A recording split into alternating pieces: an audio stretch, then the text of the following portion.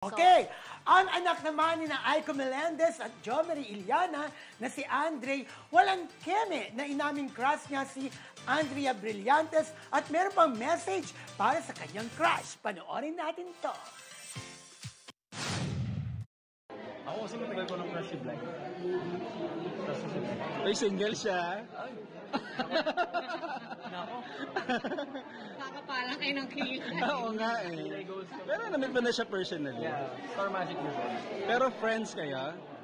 We're friends pero we're not close.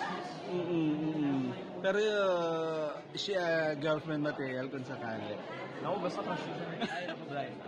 Papakabait ka lagi. Iingat ka palagi kung hindi ako mag-iingat sa'yo. Ano kaya ang maging reaction niya kapag nakaharap niya o nakasama niya si Andrea? Oh, ang dami may crush kay Andrea, di ba? Si Kananaya din, di ba?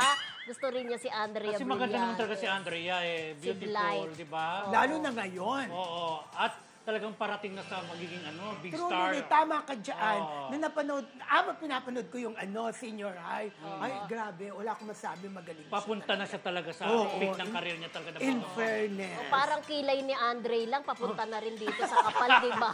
Yeah. Kung magbibida na, sabi ni Aiko, magbibida na si Andre sa may minamahal. Ay, bongga. At diba? super proud si Aiko, di ba panay ang post niya? Yun ang gusto ko kay Aiko, talagang yung mga anak niya talaga, bawat achievements, kaya maliit o malaki, grabe talaga ang support. Ayan.